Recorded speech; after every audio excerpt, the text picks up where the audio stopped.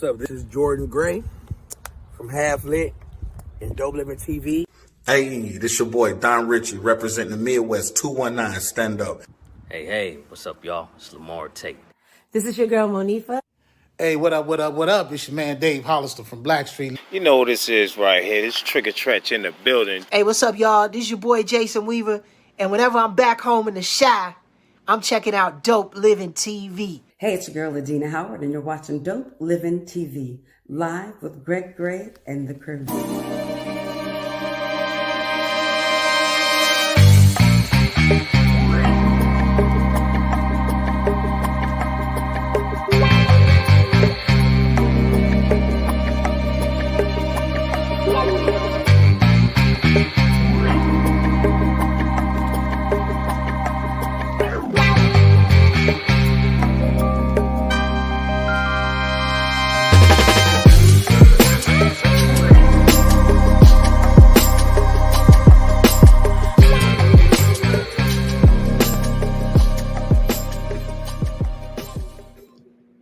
Hey, what's up?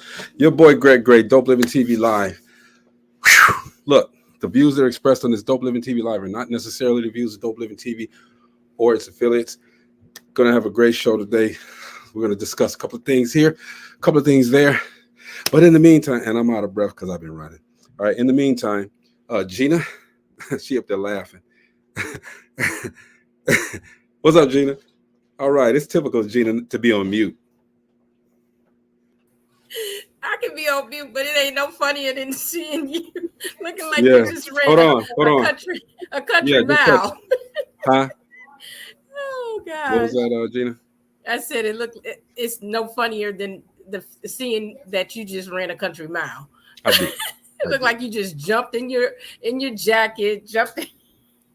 I did, but it's all good. So what you're going to have to do right now for me, I got to do something. I got to close out something real quick. You got it. Finish this up, all right? You got it. Cool. Well, good people. You know we're going to have a great show today. We got a lot to talk about. We got some serious stuff to talk about. You know, we're going to bring on the rest of our panels so that we could get started with this conversation because as you saw in the post, we're going to talk about Bill Cosby. Yes. Look, Bill Cosby is what? 80, 84, 85. He in his 80s for sure. And he's still going through drama. I figure at that age, life is a lot easier. Things are a lot easier. You don't have so much drama in your life, but man, I'm going to call him my great-grandfather. My great-grandfather got a lot of issues going on, and that's what we're going to talk about. So I need my people. I need my audience to chime in on this conversation as we talk about this. We're going to talk about Bill Cosby and what just happened with him. The jurors at the civil trial found that Bill Cosby sexually abused a 16-year-old girl back in 1975, and he has been ordered to pay her $500,000.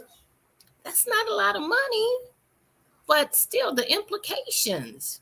So let's talk about this. You know, he was in 2018, if you guys remember, he was convicted of drugging women and sexually assaulting them, and then those charges were reversed. And he was let out of jail after spending 3 years of his life behind bars at the age of 80. Oh my gosh. So let's talk about if we think that he's being targeted. Do you think he's being targeted? Do you think that others in this same situation have been treated the same way? Are we turning a blind eye and saying he's innocent because he's a man of color? What about the trial? Have you guys watched that trial? Did you guys watch that trial? I think it lasted for like 7 or 8 years. Do they have enough proof to say that he did this back from 1975? And the really big question is, how can someone be innocent and lose a civil suit? I'm not getting that. Maybe somebody can shed some light on that. But let's bring our panel on. We're gonna bring on Mo Babe. What's happening, Mo? sis? What's going on? What's happening? Good to see you, Mo. Ooh, man, good to see you too, sis. Let's bring on K Mac. Mac man. Hey, what's going on, fam? What's happening, Mac? Okay. And we got the one who always got my back, Marcy. Hey. And we can't move forward without our own J-Real life coach, chef. What's going on, y'all? Refocus. Welcome, guys. That's right. And you know what? We're going to focus on Bill Cosby today.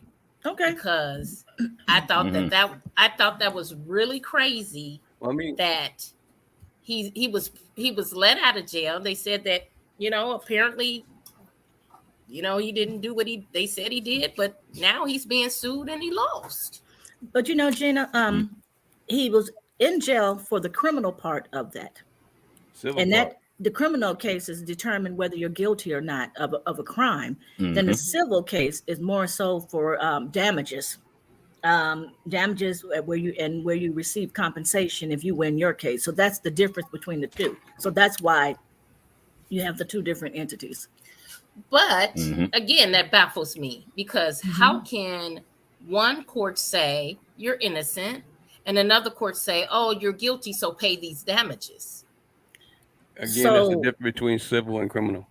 Exactly. The criminal allows you to be incarcerated. Right. Civil allows you to pay punitive damages. Right. But if you're not guilty, well, O.J. Simpson, same thing happened to him. Why aren't you not guilty all the way around? If you're guilty, I'm still confused, y'all. So what was the reason why Bill Cosby was allowed to come back out of jail after 3 years? They reversed his charges. Yeah. So they're saying that he was not guilty on those charges. Right. So I think the reason why he got released is because he was convicted on of a case that he had already settled, and it was supposed to be sealed. Okay. And what they did was negotiated time served. And so that was for those cases. Yeah, because some of the evidence that was used against him wasn't supposed to be used against him, but they used it anyway. Okay.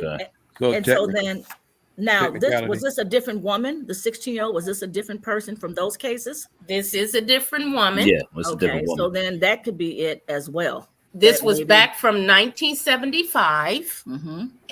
So then you had but she filed in 2014. But still, that's a lot of years. And then you have a long time. Limitations. And, that's something that we need to. I don't know that. Well, you think about Harvey Weinstein. He got all those people popping up from the 70s and 80s on him too. That's why he's in jail. But see, the other thing is that they said this alleged crime happened at the Playboy Mansion. So Bill Cosby is not the only one guilty of this. If they put a 16-year-old kid in a place with adults and drugs, and we all know, we've seen the videos and the stories that Magic and everyone else said that happened at there. It was just, Yep. I mean, Jamie Foxx talks about it all the time. When he used to go to the Playboy Mansion. So, at 16 years of age, alcohol and whatever. That's probably the reason why she only got $500, because it wasn't like he went out and found her at the local grocery store and seduced her and drugged her or whatever. Well, for a minute they thought Hugh Hefner was serving them up. Well, they waited. Did you see that documentary they had on Hugh Hefner though? They waited till that man was dead and gone until they buried him though. They weren't gonna do that to him while he was alive. Yeah, because Hugh Hefner had a lot of secrets on a lot of people. Oh, yeah. Exactly. Yeah. Yep. And a lot of money. Yeah. Exactly. Well, I don't know about money. Toward the end of his life, his publication stuff had dropped off big time. Yeah, but throughout his life, he had a lot of money. A lot, yeah. Man had a lot of power. So again, I'm still not understanding, because my train of thought is, if you're guilty, you're guilty across. You're guilty. Like if he's guilty of doing this to this 16-year-old, why aren't there charges? Because there's different levels of court too. You know what I mean? Different charges require different levels. So like we talked about, it wasn't a criminal case. This is more of a civil suit.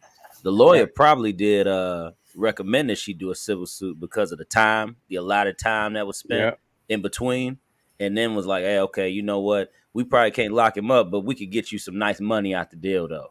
We could go ahead and kind of make sure that you compensated for your damages. You know what I mean? For your emotional damage, stress, anything that might have bought on. And you know what? Take $500,000 is not a lot of money. No, it's not. When did she come out and say that Bill Cosby assaulted her? 8 years ago, 8 years ago. This case has been going on for about 7 or 8 years. Yeah, she filed her lawsuit in 2014. So she filed her lawsuit when everyone of the other 60 women were filing their lawsuits. Exactly. So does this open the door for all of those other 59 women? No, because I don't know. I don't know. If he lost with this one, why wouldn't he lose with the rest? Yeah, because the one thing, the statute of limitations is probably expired. That's the reason why the civil case is he lost in the civil court. But then wouldn't that open the door for them to file civil suits as well? It probably opens every door. I mean, Deshaun Watson of the Cleveland Browns went through, he had 22 or 26 cases and he settled on 20 of them, but the other ones are holding out for more money. There you go. Could be the same thing here. Yep. Easily. That I'm curious too, Gina. Yeah, it's like I'm actually looking to see because you have the statute of limitations on all of this, and Byron says the statute of limitation had expired for any criminal charges, but civil cases can be filed. Yeah. So I guess there's no statute of limitation on civil cases. Must not be. Yeah. But there is on criminal. Yeah, I mean, how do you prove it unless there were witnesses there? It said there was photos too, and witness testimony. I'm looking now when you asked about does that open it up for others, and I'm reading now that it said several of the other accusers were in court during this time with Mrs. I guess her last name is Hoth, because they are contemplating filing civil lawsuits as well. Is it about money though? Is it about money? Yeah, that's what a civil lawsuit is. It's about money and damages. All it's about money. Being paid. Yep. That's what compensation. That's what the civil lawsuit is. So let's go back to I think it was Kevin's question. How do you prove that this happened? All the way back from 1975. We didn't have the technology we have now. There was photos, but her friend that went along with her took photos only of her just fraternizing in the house. And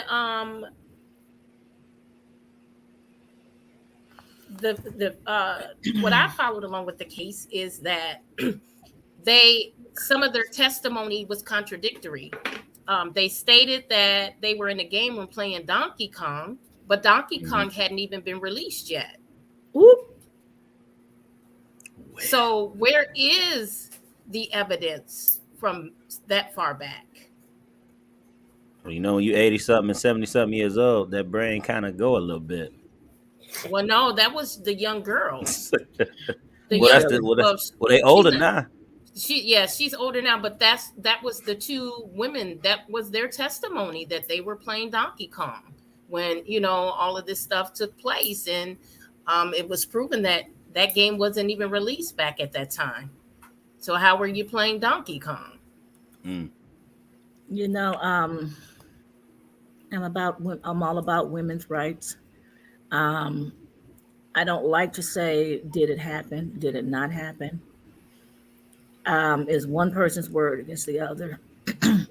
But at 14 and 16 years old, I'm just curious as to how they were able to be around this older man. And their parents. Where were the parents? And that's what I'm trying to say. Go to the Playboy Mansion, drinking, drugging. Then drinking and drugging, and then able to follow behind him, not just that day, but other days, to be going back and forth or whatever to this man's home or wherever it was that they were meeting.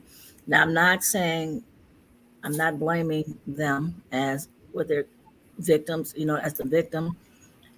Yes, they were young and dumb, and to see even now a lot of these young girls and guys, they're just buck wild. But again, where were these parents? Right. And I'm not saying he did it, he didn't do it. If he did it, he's straight up wrong. But we have these predators out here as well. I'm just kind of so with that, Marcy, do we lean towards young ladies that are saying this? Do we lean towards yes, this happened, or do we lean towards this could be fabricated? You just following behind. Oh, well, let me say, I saw him that day. Hey, Mr. Cosby. Hey, Gina. Oh, well, I was there. I took a picture with him, so let me jump on the bandwagon. And and that's something that I thought about as well. But then again, I'm like straddling the fence because I don't want to, because I worked with women who have been abused. And so I don't want to just automatically say, we don't believe you, because there's a lot of that as well. So I don't know. You got to also look at the fact that is it we as a race, are we targeted? Because there's other people. You got Matt Lauer from NBC, who he quit his job and he's yet to be prosecuted. They got Jeffrey Weinstein, okay, but there's a lot of other people out there that are things. Kevin Spacey still walking around. He's out. Right. Then you got the other side, the extreme. You got R. Kelly, who's in jail for the same thing. All right. Swears up and down he didn't do anything. All right. Is it a situation where we as Black people place ourselves in positions to and just think we're untouchable because of the stature that we've attained ourselves to? Or like you said, are they a target? Individuals know they can get a large sum of money, so let me fabricate this story, and if nothing else, they'll pay me to shut up. Which is what they do. They pay. They do these payouts so that's that the whole point, just to shut them up, just to say, okay, look. And that's something else I was wondering about. Is that what actually happened here? Did he just agree to, just go ahead, I lose the case, let's just go ahead and pay? A lot of people do that. I mean, in this case, I would imagine, he's already spent time in jail. Like, he got plenty of money. Just paying $500,000, get it over with. It's just, but it's not going to be over with because again, your name was brought up. It's in the public eye, so people are still going to say, okay, well, he didn't spend enough time in jail. He didn't really, because there's other cases. And again, to you guys' point, how much of that is fabricated? I'm all for, as Marcy said, for women's rights and everything, but is this a copycat? Is this just somebody just saying, okay, well, Bill got the money, I can say that he's done this, and I can more than likely 9 times out of 10 I can get away with it. I can get that money. And we know that happens. It happens all the time. But Byron said, let's go to his first comment where he said in criminal cases the standard of reasonable doubt is applied, whereas in civil cases only a preponderance of the evidence is needed. Wow. Exactly. And then he also said, and this is a good point, I really don't feel sorry for Bill Cosby. He was up to nonsense forever and was holier than thou and a hypocrite. But we also have to talk about what's being done to him too, whether he was holier than thou or whether he, did things. He's not the only one. But he's not the only one. Like Greg said, there's nothing happening to them. This man is 84 years old. He should be somewhere retired and, living the rest of his best life out. But that doesn't exempt him now. It doesn't exempt him. If he really is really guilty, no, he shouldn't be. Yes, but and he had 60 counts against him. And I would say 60 counts. Someone in there.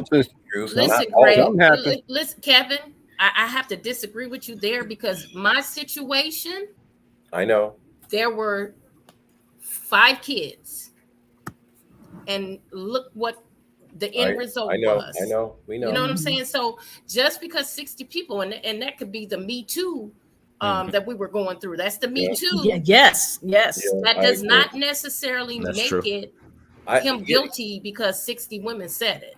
Yeah, I just don't understand when you get to that point in stature why you've got to drug a woman, to period compromise her own values. There's a lot of people that just in order to have that moment would go ahead and say yes just to have that experience.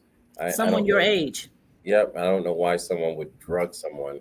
Yeah, because they said time, no. That's why they drugged them, because they said no. All right. So now that they said no, the celebrity mind is, well, who do you think you are? You know who I am. All right. So I'm gonna get you either way it goes. All right. So she said no. He does that. Back in the day, drugs was the end anyway. So it's no telling who took drugs. Back in the 70s.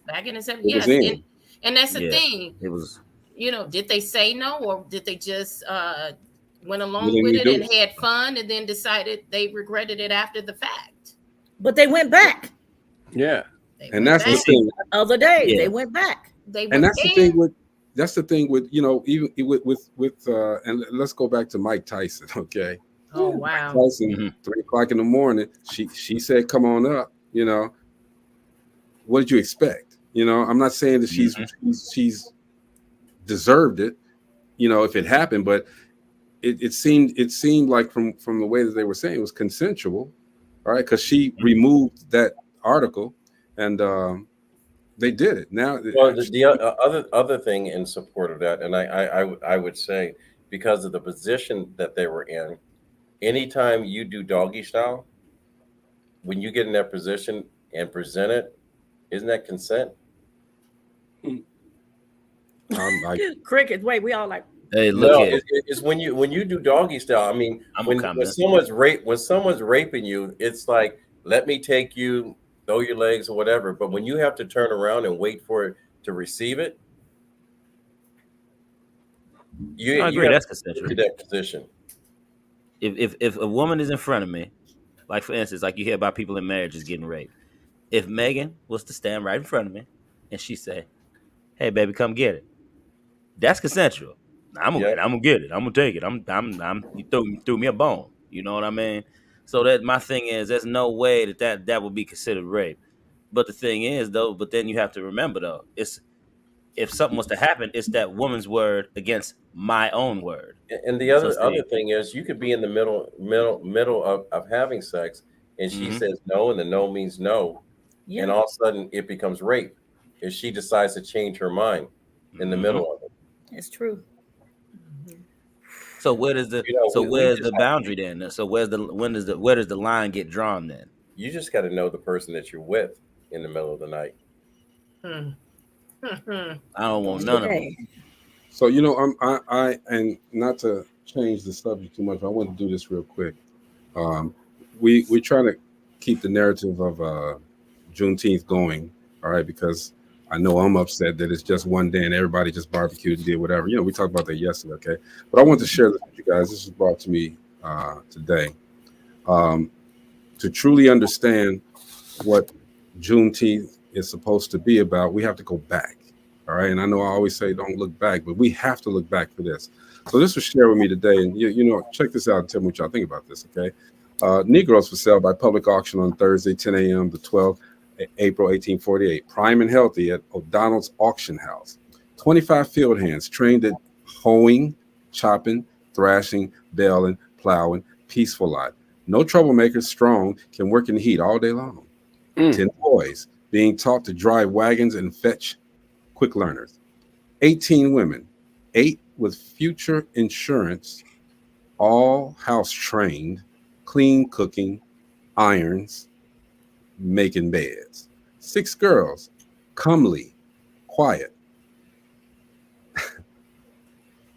Anyway, not headstrong, manageable. 1 female, superior cook and excellent seamstress, also for sale at 1 o'clock. Then plow horses, cows, hogs, 1 prime bull, 5 head of goats, 2 wagons.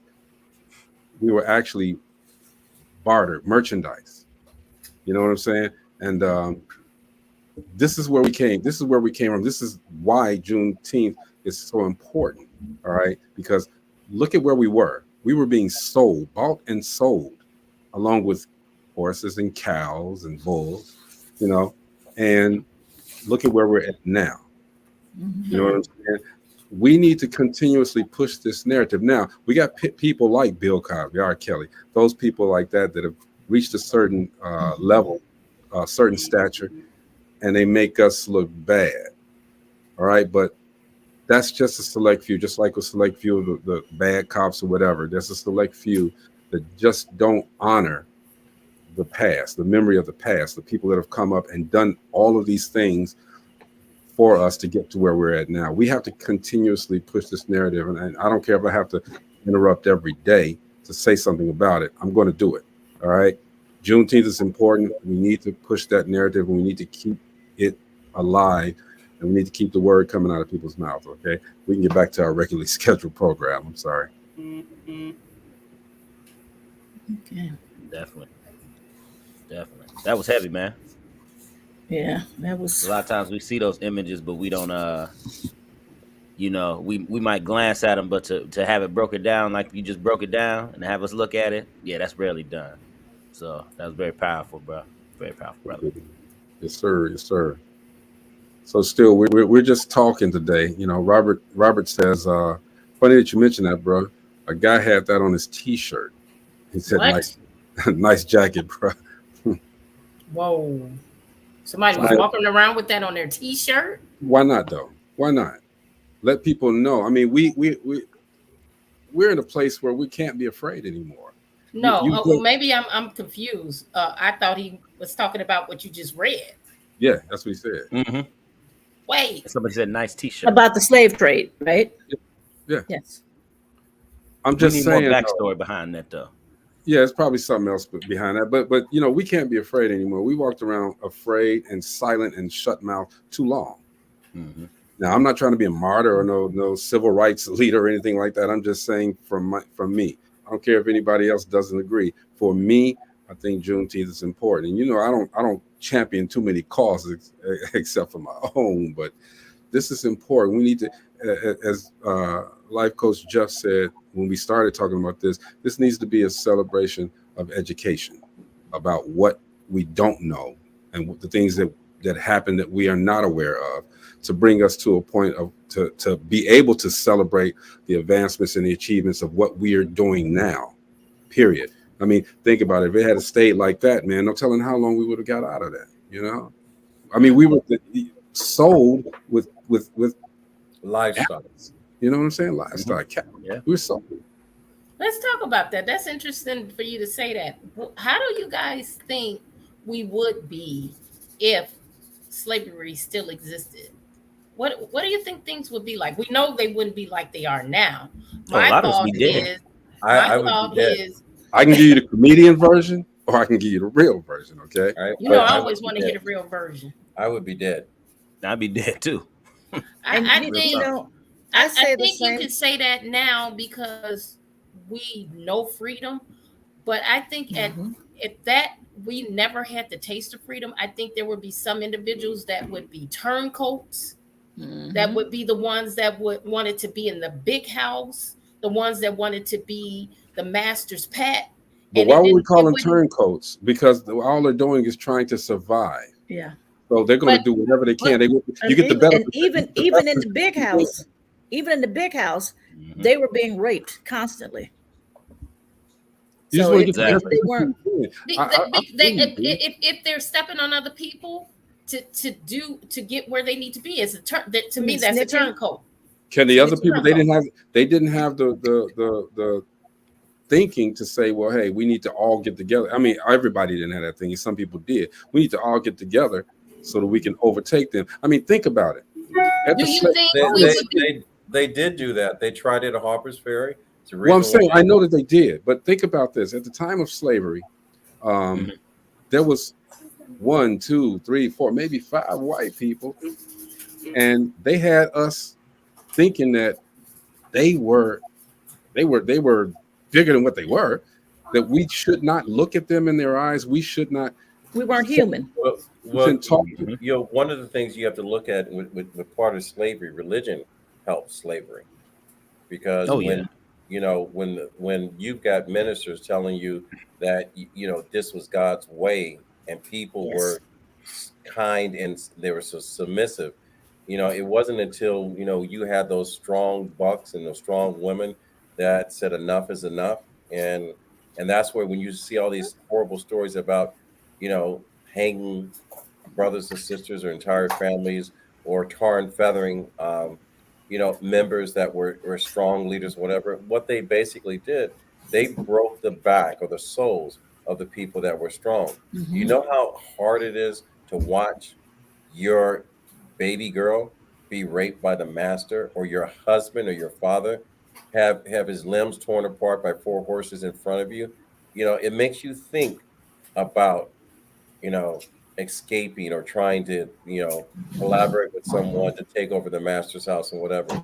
What they did, they brainwashed the ones that are brainwashed, and they killed the ones that would challenge it. Which goes right back to Gina's question again. What would we do at that time? Okay, and everybody said dead and this and that. Okay, let's be realistic with it. All right, right.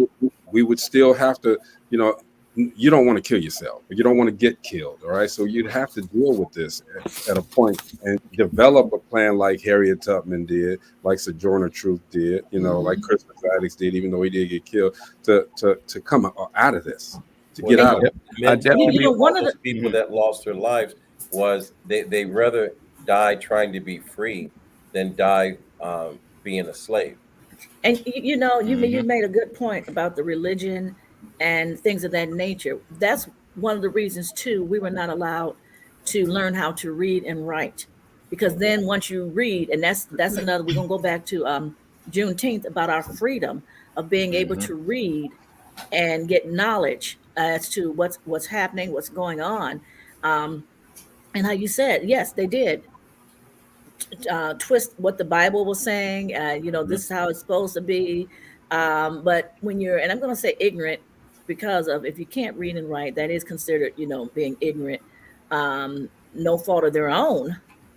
But if you don't know, you just don't know. And I've had a lot of people ask or say, "Oh man, if I was back then, I would do this. I would do." No, you wouldn't do that, because that was the lifestyle. That's what you were born into, and that's the only thing you knew. Exactly. But do you think that we would be stronger as a people than we are now?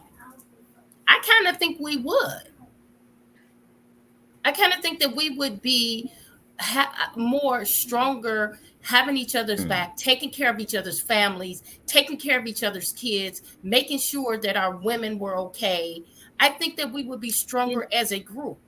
I think they tried to do that back then, because if your mom was sold off or your sisters were sold off, then whoever was left had to take care of those kids. But she's relating that to modern times, if it was still going on right now. See, I'm gonna say this: COVID answered the question that Gina asked. Will we come together?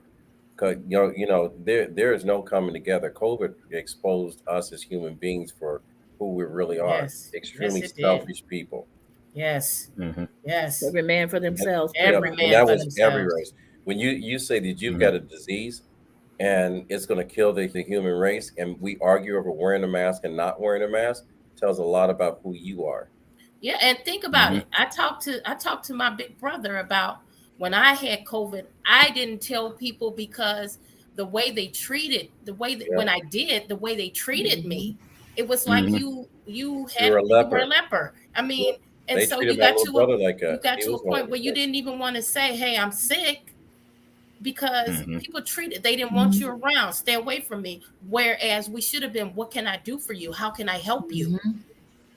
And I still get that. I never had COVID, but I have an autoimmune illness, so I cough all the time, and that's just part of the illness.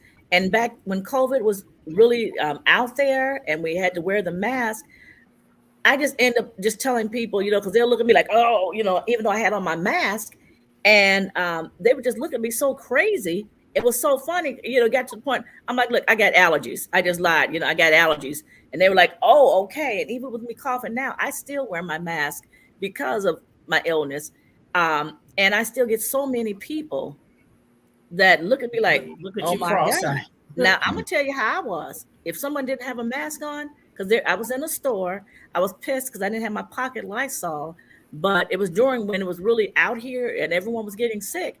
And he did not have his mask on and he sneezed, did not try to cover his face, and you saw all the droplets come. I was pissed because had I had my pocket purse size Lysol, I'd have sprayed right in the same area where his face was, where all the droplets were, because I just thought that was just like, really? Well, Robert said he would be a real rebel with guns smoking our day and force Christianity even today, family. It would be like Rosewood to the fullest. Yeah. And he said that I'm right. I'm his love. Black people are taking so much for granted. Oh, that is so true. Yeah. Not just so much, but each other. Each other. Mm-hmm. Yeah, because I want to say this. If we're talking about if slavery was modern day, how it is right now, now I'm thinking technological, industrial, and these type of advances that we are living in right now. Like we could do Zoom right now. We got our laptops, everything. I believe if slavery was going on right now with the development that has happened, it would be a hell of a lot worse than what it was back then. It wouldn't because exist now there are because more.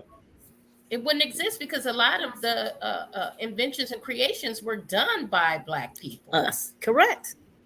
Well, even with the inventions, don't though, let that secret out because they're taking ownership of that.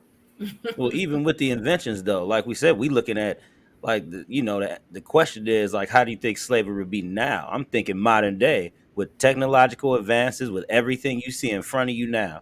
I believe it would be a lot worse. It's so much more to be controlled. Before, it was stuff you couldn't see.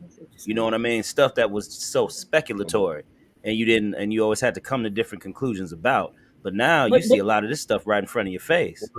Well, do you think we would have access to all this technology? Oh no, we wouldn't. No, okay. No, not at all. Jeff has a point. If you look at the fact that sex trafficking, it's modern day. There you go. Sex trafficking, and Jeff is right. It would be that much worse. Yeah. Right. Wow. Right. Right. Yeah, because you have they have the again. brandings. They have the brandings and the barcodes on the women. So you can just, okay, who does this woman go to, belong to, and all that. And wow. I'll even take it a step further. Think about it like this. They're putting chips in people so you can locate people. And that's why I was going to go to. Think about this. You have like an EIN number for a business. You have like you have social security numbers and everything. Think about it. If us as Black people were still separate, they would have put us under our own categorization system. You know what I mean? So that what could happen was we could be the ones. I don't know why my camera went out. So they could keep track of us like cattle. Like cattle. There you go. So see, with advancements in technology, only comes more worse things happening. I don't know why my camera. The other thing is you look at this. I think in today's modern day world, we would have Black people owning slaves. We would imprison our own people. Okay, newsflash: we had Black people owning slaves back then. Yeah. We had a lot of Black slave owners back then, Black masters. But you're saying all of that. I'm not saying it's a good thing, okay? But that's how they survived. They had to do what they had to do to survive. And if owning other blacks owning Blacks was the way that they had to survive, they didn't know better. Okay, that's what they had to do. Mm-hmm. It was a matter of the survival of the fittest. What am I going to do in order to survive? We had nothing back then. They knew better. Nothing at all back then. So they knew better. Why are we saying that it's not a bad thing, because like I said, we had to survive. All right, I'm sorry. Go ahead. No, wait. Let me comment on that though, Greg. Think about it.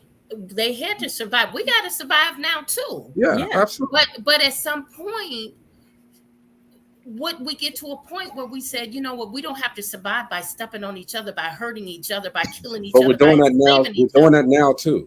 We're doing the same thing now. We're owning. We're you literally owning people, basically by employ a black businessman employing black people, and we are stepping on them. We are stepping on their necks. Okay. So you're saying that it wouldn't have progressed any better by now? I'm saying as far as that situation, I don't think it would have progressed that much. I mean, we're modern day now, but it's as Jeff said, it's a different thing.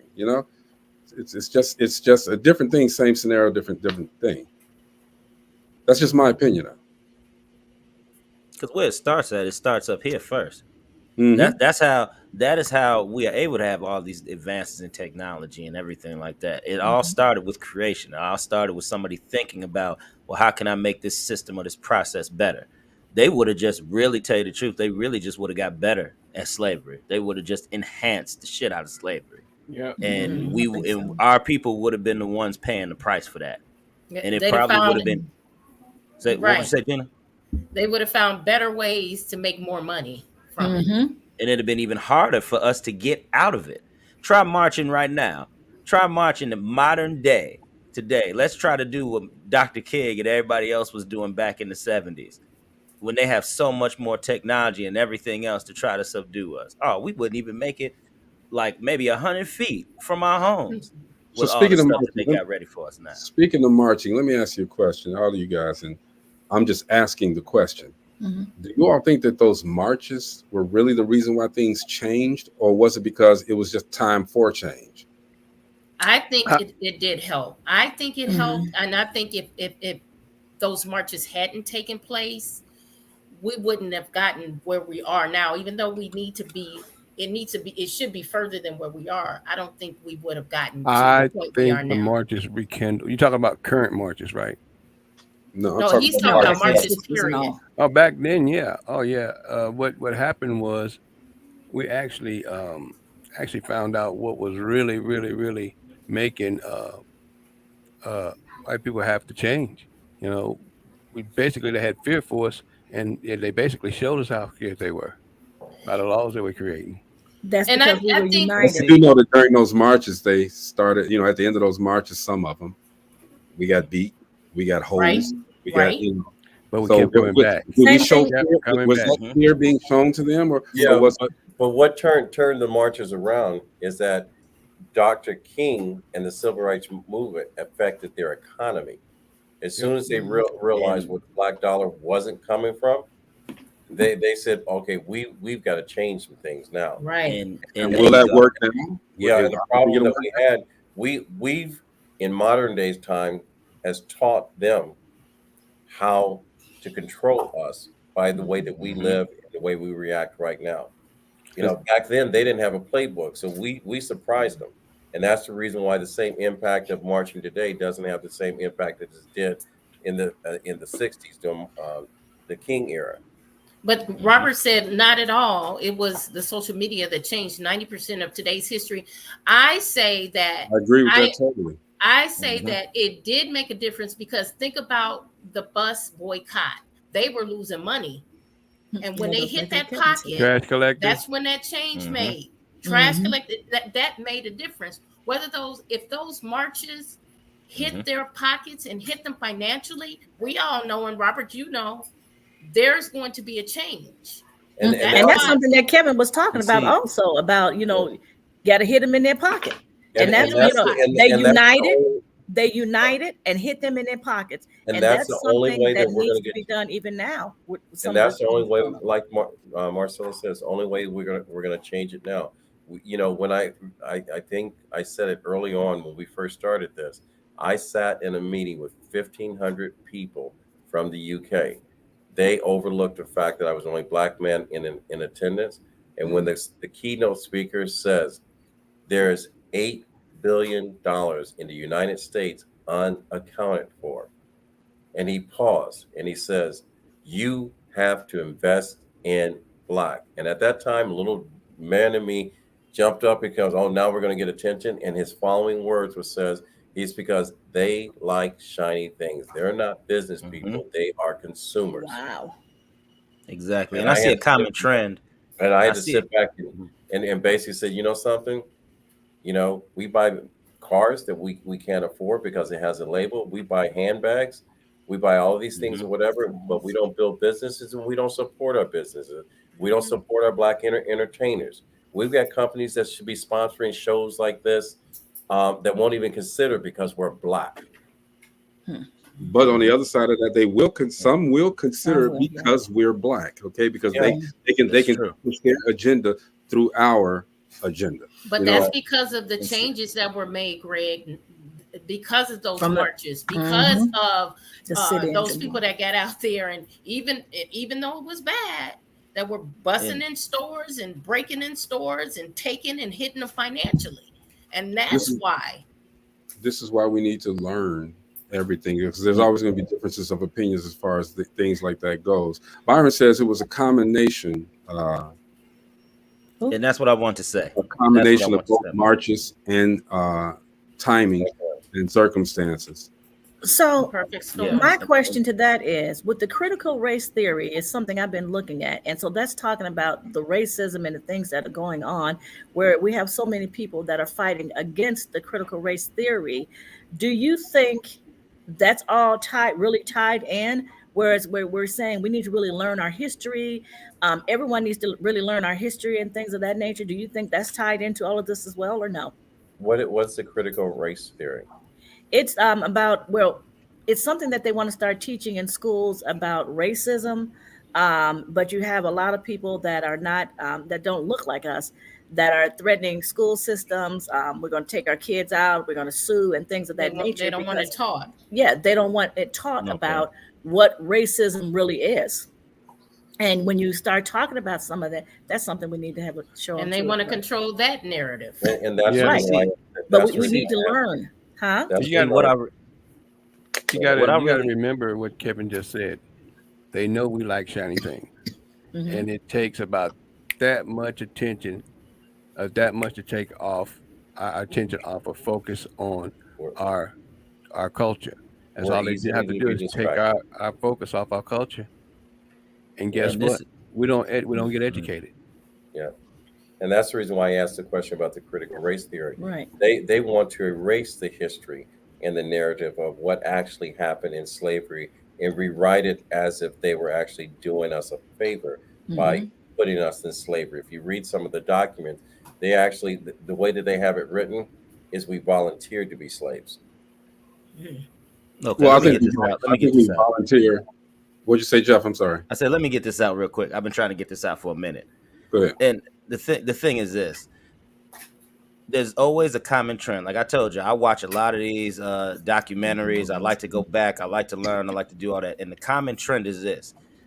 Every time there's a march, every time there's some type of exposure for what's being done against us, the reaction and the end result is always controlling the narrative that the people that are being oppressed do not see. And that is controlling the laws and the different ordinances and different things that are governed to keep us behind. It's the same trend. I'm telling you. And that's why, like what Byron said, the marches go hand in hand with the timing and everything. You have to look at what was going on. See, every time that they marched, they were sitting at the White House trying to figure out. They were sitting at these governmental offices trying to figure out what can we do to appease this group of people so that we can still get what we want out of the deal. So that's the thing. This is why bringing awareness, it's a two-edged sword, because we don't have enough of our people in these positions to run back and say, well, hey, this is what's really going on. 9 times out of 10, we're left in the dark and we don't see anything else to the end result. Well, that was the reason why your last president basically said, let me go ahead and control the Supreme Court. Let me, how many people can I appoint? He says, I'm going to do the maximum number. Then he says, well, let me go ahead because you can win the popular vote when you run for election. But if you don't win the electoral college, you're still president, regardless of how the people, and the whole thing of electing the president is by the people. But if you look at the way it's structured, you have like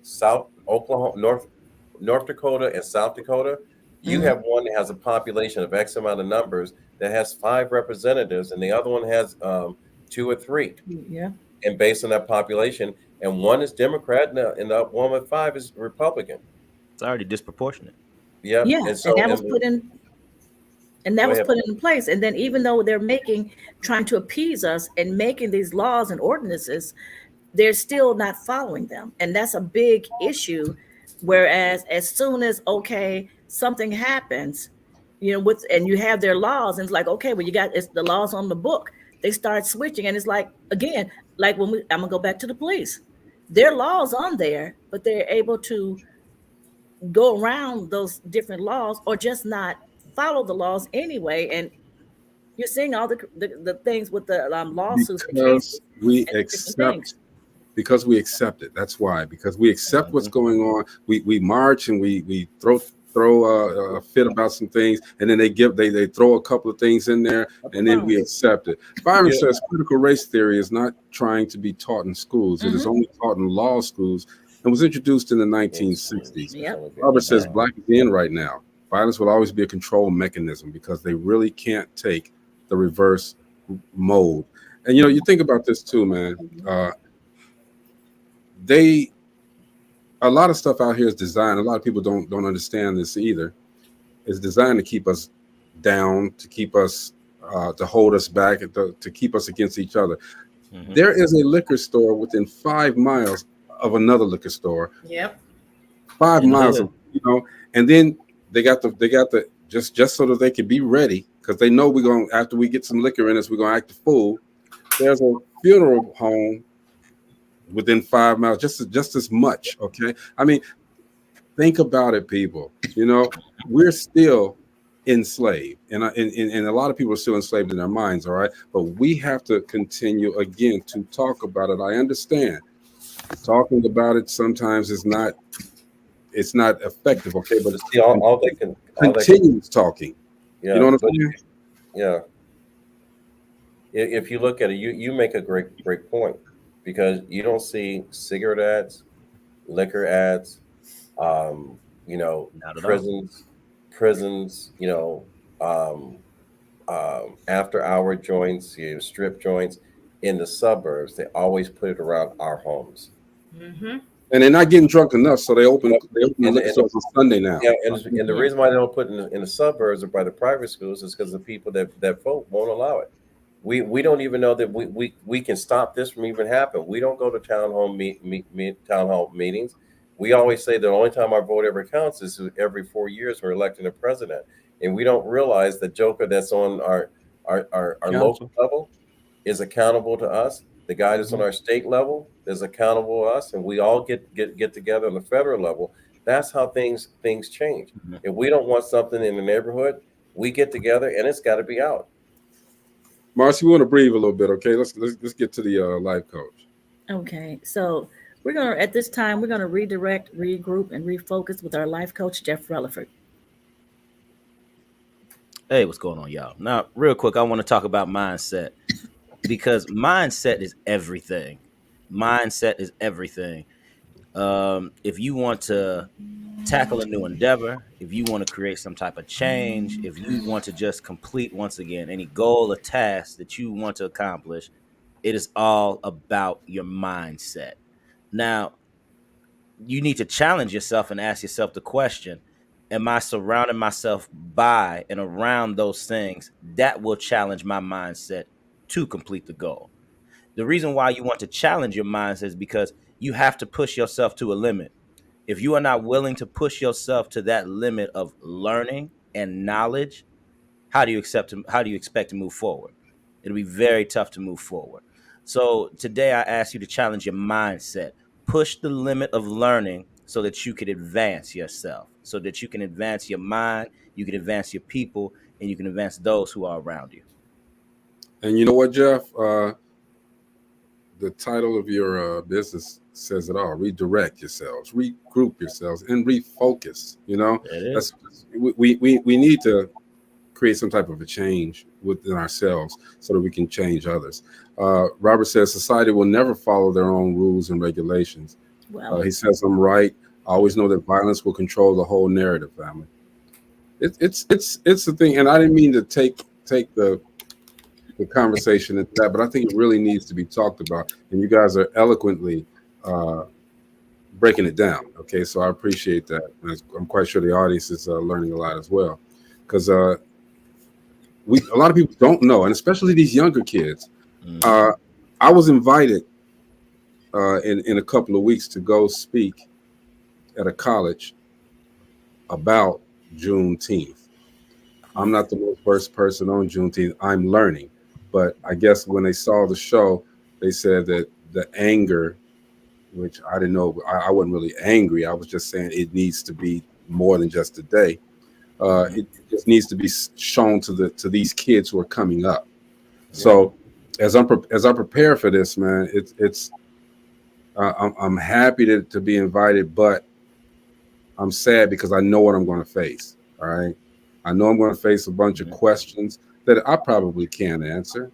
I'm not going to lie, because I don't know everything, and I'm going to let them know I do not know everything. I'm learning just as much. Maybe there's some historians out there that can come to the show and talk about things. Okay, but I want to continuously talk about this stuff, and because it's important.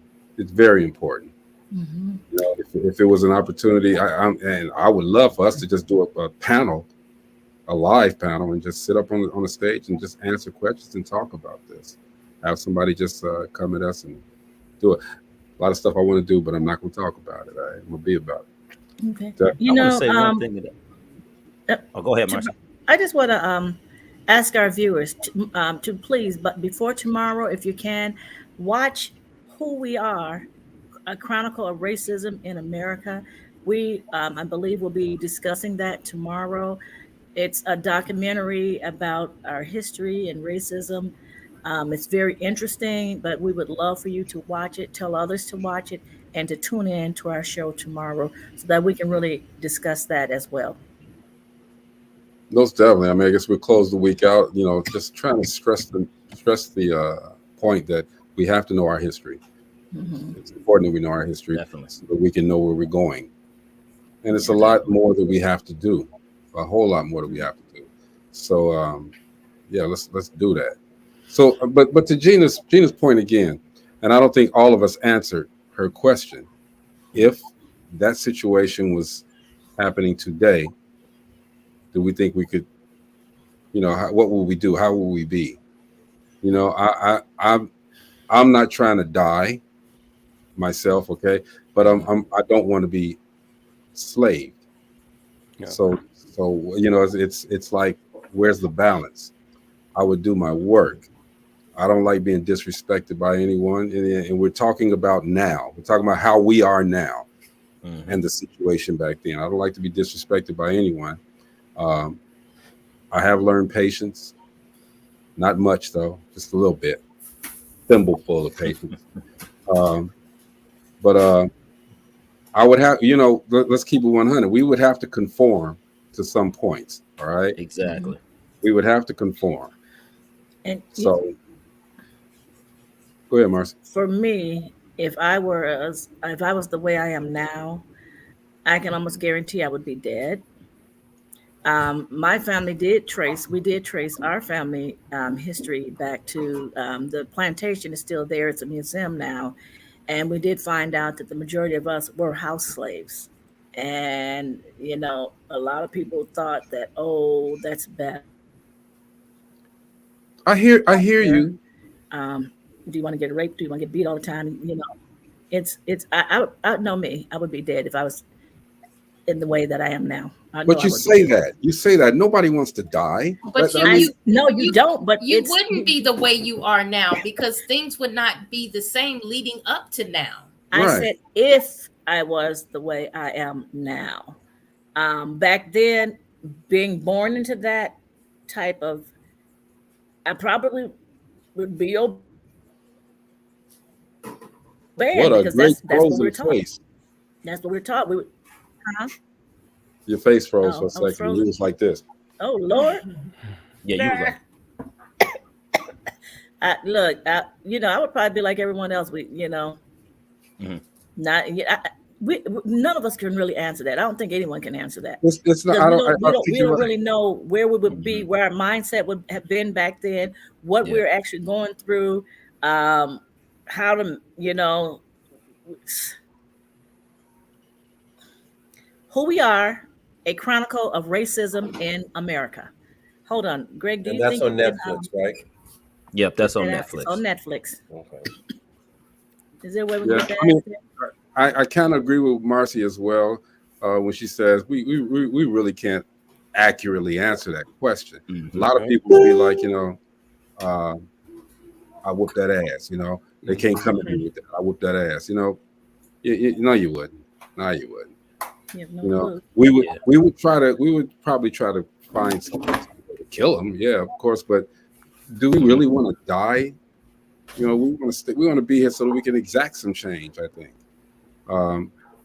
This is it right here, I believe. Right, Marcy? Who We Are, Chronicle of Racism. Yes, that's it. Thank you. I'll let that hang out there for a minute. You guys watch this tonight so we can talk about it tomorrow, close out this week, this Juneteenth week.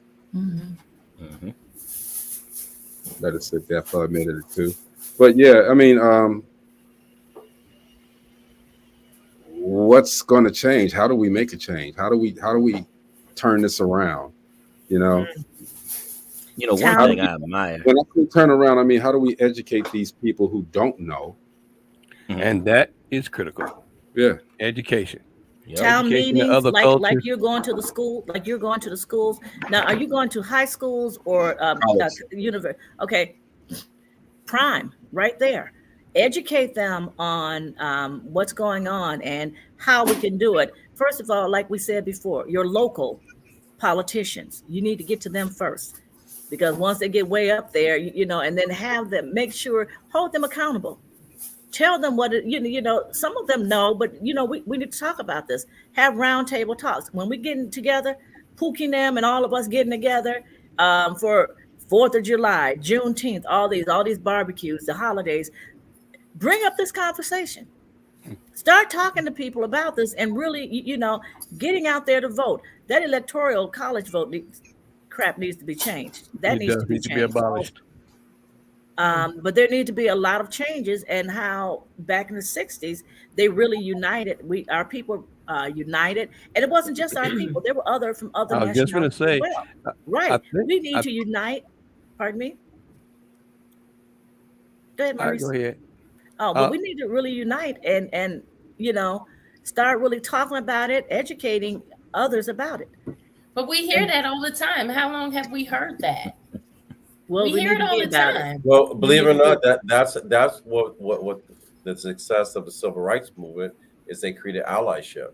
That's right. So it's a formula that's already worked, and we keep dividing each other by the conversations we have based on, our biases, not only from within our race, but our biases from other people. We question why someone wants to help us, instead of opening, and embracing the fact that they're helping us. It's like, so how it has to be done. How are we going to go ahead, Jeff? I want y'all to think about this. Think about what was one of the most influential organizations that formulated back in like the 70s, 60s, 70s, and they started popping up all over the country. Black Panthers? Black Panthers. Black Panthers and who else? Ku Klux Klan. Nation of Islam. Nation of Islam people. I'm talking about Louis Farrakhan people and everything. I admire. I might not like all the the stuff that they do, but I admire how they got organized. I admire how they got started, because all that unity that we talking about, all that. But wait, hear me out. All that unity we talking about, that's what they did in order to go ahead and separate themselves and to create their own communities and their own little areas in which they got the mosques, they had the towns, they had the businesses, the whole nine. So the thing is, when we talk about unity, there is a system and a model that us as Black people we can kind of emulate and follow. But the thing is, we have to stick with it. We have to follow it all the way through. We just can't half-ass it. We actually have to do the work. Them people back then, they were willing to do the work. You get people now, we want stuff so quick. Or they want someone else to do the work. Well, it's just like Greg said earlier, we're not willing to die for a purpose. Right. Oh yeah, exactly. And I wouldn't die for a purpose. Too many young people out here. We rather just go ahead and say that somebody is keeping us down. We rather be ready to That's cuss the out the easy white route. man and take the easy way out, That's the rather easy than to route. say, okay, let's think of a process, because that's But what's been fought against us our whole life. but Process. but just like you said earlier when you were talking about the Nation of Islam, the thing that actually, I mean, I dug everything that Farrakhan did do for the nation. But the only thing I don't like about him is he's very conflictive. I don't like a lot of conflict. Well, we don't even need that. All we No, need, we don't. all we need is for our To people get to come together, together and effectively think, and and we to got, keep our ideas, and just our like you said, ideas and But concepts within our circle. and just but like you said earlier, I mean, getting getting the multicultures involved so they understand you're gonna have to educate the multiple cultures that they did like Yeah. in the 60s. They educated them. A lot of the people didn't believe what was going on. But you know what's so crazy about now? We have cameras and we have all these stories and stuff. We have evidence. So when you go to show them and explain what's happening in the community, you got evidence. You can actually show them what's happening in the yeah, community. and that Show and these, that's the way all rotten those groups. people. Yep, that's the way all those groups got together. They started out a small group of people, Yep. and they had these conversations, and they stated the facts, and this is what happens. They came together, and but the thing is, it's just like Dr. King didn't want to be a civil rights leader. He was You appointed. didn't. He was chosen Exactly. at 22 Yep. years of age. Yep. He wasn't ready to die for a cause, but he found out his calling.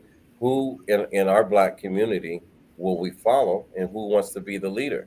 Can't call Oprah. She ain't losing her stuff. Hmm. Who wants to step into that role? Because what happens is once I'm just saying hypothetically, Mo B decides to be a leader, and all of a sudden his next door neighbor said, "I can do it better than Mo," and all of a sudden you've got up there, and he's got his group, and someone else wants to lead, and then what happens is one leader takes the weekend off, Mo does his thing, and then they're talking about each other. So instead of leading, we're gossiping and fighting each other again. That's the way Exactly. politics goes. You can't vote for a candidate because you can't muddle through the distraction of what the opposing candidates said that this person did or whatever. It's like you forget all about what they're running for. You vote for the person with least resistance, with the least amount of baggage. And that is why Dr. King reversed his decision on wanting to keep us separate and maybe not more so us integrating. Yeah. So check this out, y'all. So we celebrated Juneteenth this week, and the 4th of July is coming up. Now, I'll be willing to bet that the 4th of July is going to be so advertised, so grandiose this year because we have Juneteenth now. They're going to make it I'm telling you, it's going to be after school specials. It's going to be, that's going to be a cornucopia of celebration. They're going to make sure that this 4th of July is so celebrated that it will overshadow the beginning of the federal holiday of Juneteenth. Well, you did see that there was fighting out in DC, where there was a group of individuals that said white lives matter, and they were protesting Juneteenth. Why are you protesting? Like, who's protesting the 4th of July? Again, who's protesting Independence Day? And they had a federal holiday to do it too. Okay, so they was off work, got paid. But fear does that to people that's done stuff to people. That's what that is. That's and fear. They don't. That's fear coming out of them because of what the past. If you got these people that done messed around and found out Columbus Day is not real, they still want to celebrate it. You cannot take Columbus Day off the calendar. We've been trying for the last 5 or 6 years now. It needs to go away. It's a lie. They don't want change. No, not good change. Not going in against. Mo, please don't tell me Thanksgiving is that real. They discovered a whole nother place, and there were some people welcoming. You don't discover a place. Those Indians there. You don't discover a place that people are already at. Yeah. That blows my mind. Christopher Columbus, how do you claim that? Just kill them off. Jeff, why you put that in the private No, he's comment? gonna read it. It's funny how the Black holiday helps pay white bills, isn't it? That's what Jeff said. Yeah, but he's right. But I he's say right. it too. I'll read it. It's funny how the Black holiday helps pay white bills, but they out there protesting with White Lives Matter, and you off getting paid. I mean, we analyze who just signed your check that day. That tells you that they don't really understand what Black Lives Matter means. Well, I will tell you this: if they find out that Juneteenth is profitable for all the retail stores and whatever, it'll be a big celebration. Yeah, Juneteenth is still new, so I would even say this was the second year. Next year, watch it. Mm-hmm. They're going to commercialize everything. You're going to have all the Juneteenth cards, Hallmark, and what's that? American Greetings. You're going to have the cards. We already have a lot of the T-shirts, but they're going to really play it. They're going to play it up. And Brenda says she can never celebrate the 4th again. Her son was murdered that day a year ago. Wow. Blake's Day. You know something? I can't even. Sorry to hear that, Brenda. You know, it's terrible. It's terrible. Yeah. You know, I actually remember Brenda's son too. Nice guy, really nice guy. I still struggle listening to the national anthem, you know, because of what they did to Colin Kaepernick, you know, and that's just horrible. They took a man's livelihood away without even asking why he was down on one knee. Well, you think about Muhammad Ali, they basically did the same thing to him. No, they did the same thing, just except for Muhammad Ali was a fighter. And the same way that, you know, Prince did for the music industry, he was a fighter. And that's I think that's the biggest fear that they have right now, is that too many of us now are fighters. And we know what happened in the past. Yeah. You know, there's enough of those same type of people to exact a change, and they do not do it. These younger guys coming into the NBA, NFL, and all the rest of them letters, they coming in and they're making this huge amount of money, and they getting in trouble. Just what they want us to do. They're getting in trouble. You know, I was looking at something there about the NBA players, former NBA players that are in jail now. Okay, NFL players are in jail. I mean, again, now on the other side of that is, man, look, I made money, but you give me the 80 million that these guys got and the 90 million that these guys. Man. I'm out, dude. You ain't gonna hear. Look, LL Cool J has never been in the news for anything bad. You know what I mean? There's quite a few of them that haven't. So they can do something to make a change, but I guess they don't want their name out there in any other way, anyway. So you know, I don't know the mentality of them, but you know, Tupac did something. He did an interview and he said, you know, Michael Jackson had a house that had 16, 17, 18 rooms or whatever. Okay, but there's people on the street. Right. You know, why is one? Go ahead. No, I just said people on the street need something to eat, ain't got no place to stay, you know, and he's got 16 bedrooms empty, or 15. Let me run this by you. The United States is sending billions of dollars to other countries, and we got people out on the streets. Yeah. Or you got more dogs and cats that's getting more help than people are. Yeah. They getting cut up too and made into taco meat. No, I'm talking about. Well, you know, you know what you got to come around full circle, Greg. Got to come around full circle of life. Reincarnation. There you go. Hey, there you but no, I feel you on that, bro. I mean, I was saying we were talking about that, man. You know, we sent 30 billion over to a war that we're not fighting, by the way, and then we just sent another billion over last week. All right. But gas prices are almost $10 an hour, $10 a gallon. You know, people are not able to really sustain a livelihood now.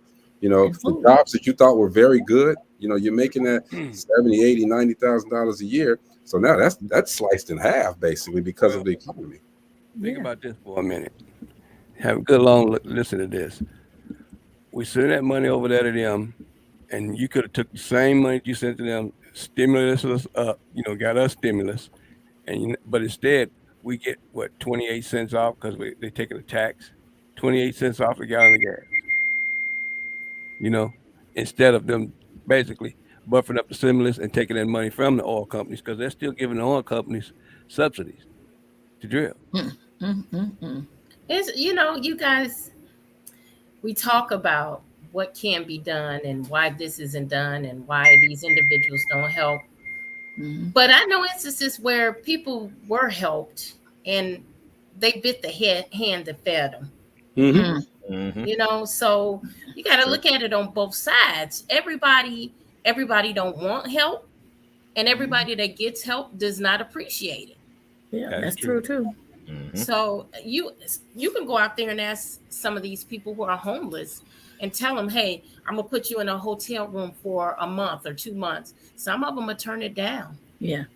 And say, this is my life. This is where I want to be. I had a friend who helped this guy that was homeless. Her and her husband brought him to their house, fed him, bathed him, gave him clothes from her husband's closet to put on his back. And when they got up the next morning, this guy had urinated all over their kitchen. Mother's good.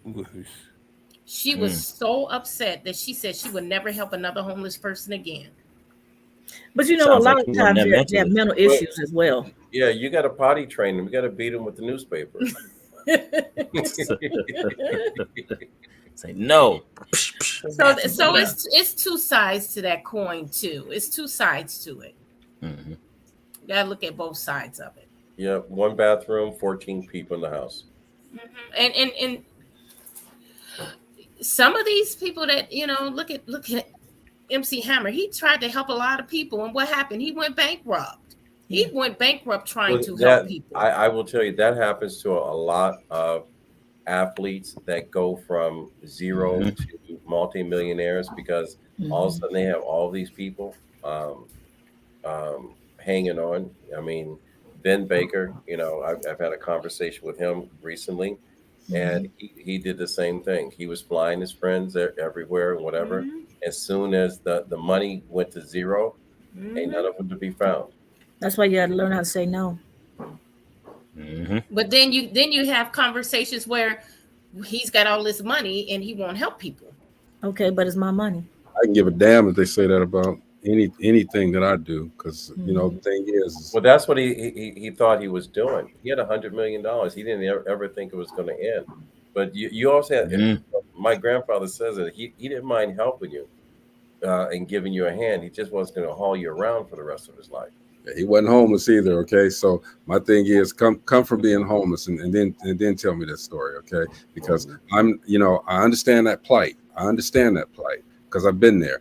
But I had to work my ass off. Just when you're at your bottom, at your wit's end, you know, only thing you have is faith. Faith that you prayed on it, God's gonna see you through. Period. All right. But just like I prayed on it and did it, just like you guys, those of you that have had those situations have prayed on it and gone through it. The next man can too. All right. He may not have the foresight. He may not have that dream like we had, but there's some ways that you can help him. And everybody just can't be helped though. We can't give $1 here, give $1 there, and this and that, okay? Because we'll go broke, you know. So we have to at least, again, it goes back to educating and helping these people to learn how to sustain themselves.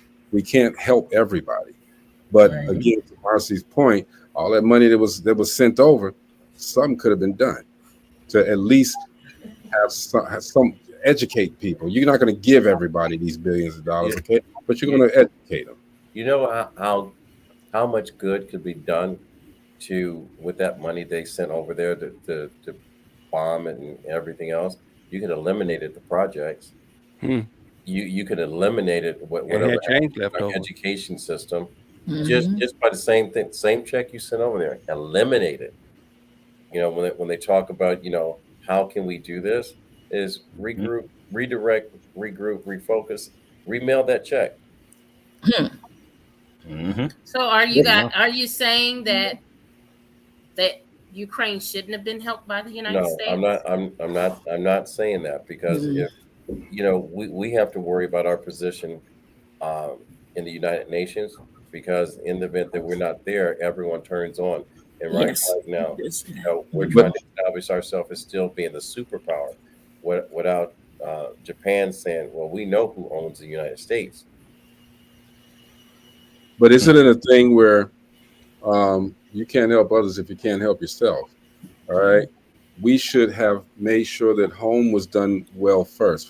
Home was okay first. I don't have a problem with, Right. okay, we got billions of dollars. We can give some money to these people. Okay. But what about home? We can posture all day long and say this is the position. United States is a superpower and this and that, but we look stupid saying we're a superpower, and we got thousands, millions of homeless people. We got our gas prices going up through the roof. Milk is ridiculous. We got period. water's not right. We got all of these things at home that aren't right. So yeah, we'll take your money, but we're not going to. If you were in the same position, we're going to give it to you. But see, Greg, when those decisions are made, we're not part of that conversation. Our people are not part of that conversation. They're not looking at us being homeless, us going out. We're not even considered because we haven't positioned ourselves to be an impasse or impact on the economy right now. I mean, you think about it. We're Black people. You look at any other race. Where'd you come from? Puerto Rico. Where'd you come from? Japan. Where'd you come from? This place, whatever. Great. Where do our people come from? I don't know. Kevin, where do your people come from? I don't know. I just know I'm 2 generations removed from slavery. Most people in Mississippi, Alabama, that's what they normally say. We don't have a home. We don't even know if our names are our real family names. They're not. I'm Michael Jackson's cousin. You see the resemblance. I got Indian in me. Come on, man. But this is a topic, a conversation that will be continued. I mean, there's no ifs, ands, and buts about it. This will be continued. It's about that time to get up out of here. We appreciate you guys for watching the show. It's Dope Living TV Live, of course. Stay tuned for the Dope Living Network. It's coming. Jeff, let's go. Yeah, I hope y'all just take what's out of this show here, and y'all really just, how can I say it? Just keep your minds going. Keep your minds thinking, okay? Don't ever think you're too high and mighty to stop learning, that you have all the information or that you have all the answers. Because none of the 6 of us have all the answers, but we at least know a little bit, and we allow ourselves to come together so we have positive input, so that we can try to, provoke the minds of you all on the outside, so that way you all can have a different perspective. So keep challenging yourself and be opened up to different perspective. So, educate yourself, educate your people. Also, by tomorrow, please watch Who We Are, A Chronicle of Racism in America on the Netflix station. Tune in tomorrow for the dialogue that we're going to have. Again, Who We Are, A Chronicle of Racism in America on Netflix. And tune in tomorrow. Tell others. Let's talk. Go. And I'm going to say this. We started out with Bill Cosby. I don't watch a lot of news, so this was actually brand new to me. But I'm going to say this. The formula for breaking the back of the Black race in itself was separating us from our family.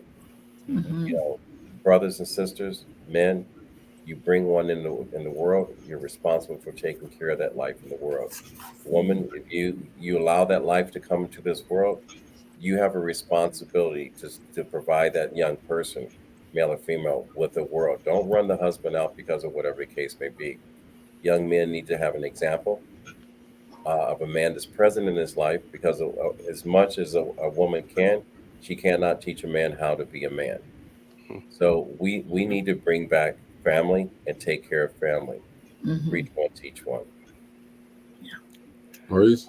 Without a doubt, education, like myself was saying, I just need to watch that documentary because, and I'm not just pointing to our folks, I'm talking to help educate other cultures other than our culture about the stupid things that were done to us that help us, that basically, if you look at the condition of today, that's got that condition. That's why our condition is the way it is today, because of the things that were done. And you need to please check out that special on Netflix. That right there will will clear a lot of heads and a lot of minds. It makes you understand why we are who we are. Well put, Mo. We are going to continue to talk about these topics because they are important to us. And, you know, as we talk about them, our hope is that it falls on more and more ears. And as it falls on more and more ears, we get more people that have a call of action. So we will continue to talk about Juneteenth. We will continue to talk about racism. We will continue to talk about entrepreneurship. We will continue to talk about all of these things that affect us on a daily basis. Also, you guys remember, Distinguished Authors Guild is coming up. If you have an award-winning book, sign up. The registration form is on the Facebook page, Distinguished Authors Guild. But guess what? I will be in the place, in the city where Distinguished Authors Guild will be held. So stay tuned for a few lives so that you'll know where we're going to be at this year. All right. Hey, shout out to my friend Trisha. She out there right now, warming it up for you, Gina. All right, now, Trish, I'm joining you. So let's just be aware. Let's just be aware of our surroundings. Be aware of the things that happened in the past, so that we can make sure that we're celebrating properly the things that we are getting in the future. And that way, you know, we can definitely celebrate Juneteenth in the vein that it's supposed to be celebrated in. Dope Living TV Live. We're gonna get out of here. We will see you guys tomorrow. Make sure you watch the movie Who We Are: A Chronicle of Racism in America on Netflix. I actually got it queued up right now because I haven't watched it. Shame on. Peace. And remember, we haven't told a lot of jokes today, but remember, if you really want a good Negro, that is not a good joke at all. Man, I can't win for those. No. Dope Living TV Live. We'll see you guys tomorrow. All right. All right. Peace. Good night.